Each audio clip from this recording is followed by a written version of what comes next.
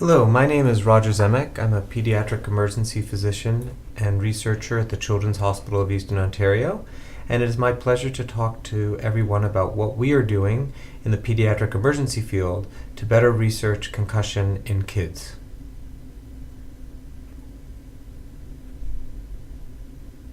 The main focus of what I'm going to be talking to you about is our work that was funded by the CIHR as well as the Ontario Neurotrauma Foundation on our work on predicting post-concussive problems in pediatrics. And what I want to talk more in detail about is over the next few years how we will be better able to help children with concussion return to activities by targeting treatments and therapies based on their initial risk assessment on how likely they are to go on to develop persistent symptoms. So I'm a pediatric emergency physician, and I am a scientist in the CHEO Research Institute. I am the Director of Pediatric Emergency Research here at the Children's Hospital of Eastern Ontario. I also chaired the Pediatric Concussion Guidelines. My concussion research has been focused on not only the guidelines, but I've also been the lead of the 5P study, which I will be talking to you more about in a moment. Prior to this 5P study, our background work also led to our development of the need for this study based on our results of our systematic review, in which we found that doctors are unable to currently predict who is going to have highest risk of having persistent concussion symptoms. So our team has been doing quite a bit of work on how to best address concussion in kids. The first project that was recently completed in its first phase was the development of the guidelines for diagnosing and managing pediatric concussion. This work was sponsored by the Ontario Neurotrauma Foundation. With our team, we assembled a multidisciplinary group of experts from all over Canada as well as the United States.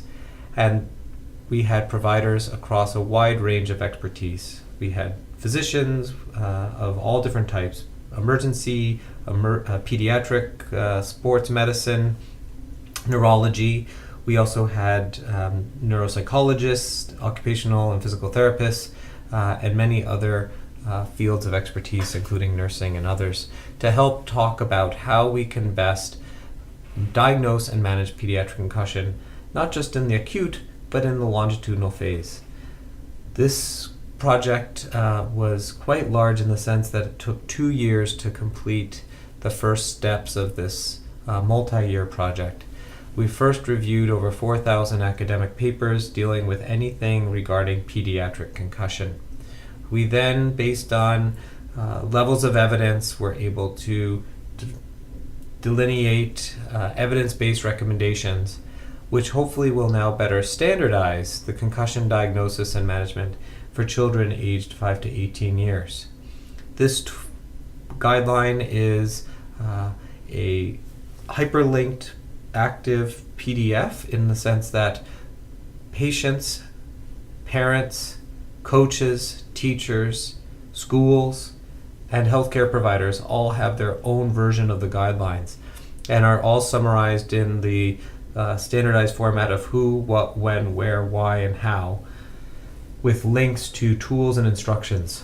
So for example, if a parent was given the instruction of make sure your provider provides you written instructions on how to manage your child's return to school protocol, there is then a hyperlink to examples of papers that can be shared with the child's provider and at the school as well to make sure everyone is all on the same page.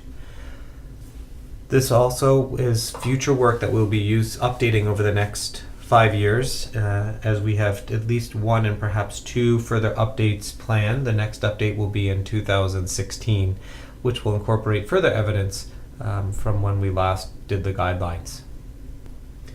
The next major research project that we have been involved with to help better the management and prediction of kids with concussion is our work called the 5P study. And 5P stands for Predicting Persistent Post-Concussive Problems in Pediatrics. And while Most children do recover within the first several weeks following a concussion. We know that approximately 30% of kids go on and suffer symptoms beyond 1 month. And unfortunately, based on what was existing in the literature, physicians could not identify who was at highest risk. So the goal of this 5P study was to identify and quantify all the factors that could be associated with prolonged symptoms in children who present to the emergency department following an acute concussion within 48 hours. So what is working well with this study? Well, first we've developed a fantastic team of researchers and clinicians across Canada. We have 9 centers involved with the 5P study, ranging all the way from the Maritimes to the Rockies. We have, as you can see on this map, quite a large number of largest pediatric children's hospitals in the country currently involved in this work. What's also working is the great work our team has been doing in not only recruiting patients, but also in ensuring fantastic follow-up. As you can see, over the last 18 months, we've been able to enroll over 2,000 children in this study.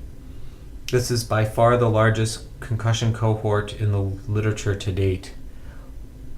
We also, our team, what's also worked is we were able to determine and publish our protocol, which we've published in the BMJ Open.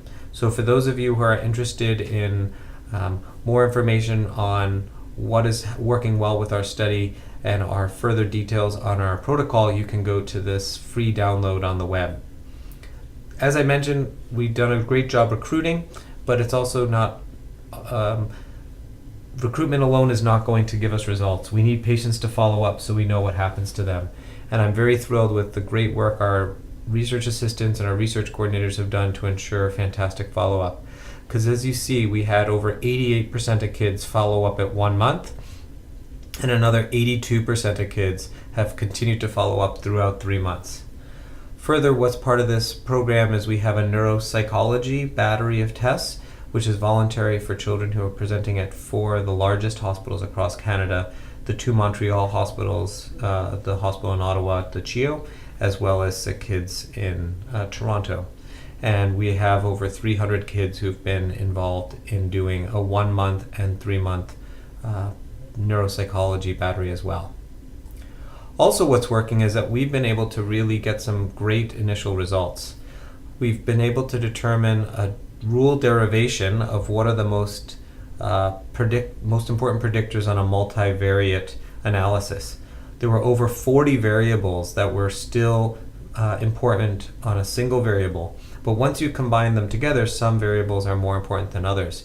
And what we have found is that there are 9 major factors that predict who is going to go on to develop persistent symptoms.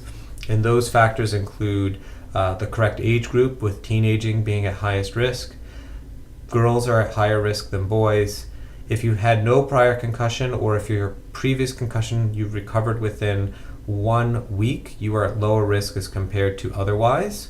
If you have a personal history of migraine, you are at higher risk. Then there are several factors that are based on their initial symptoms and their physical exam findings.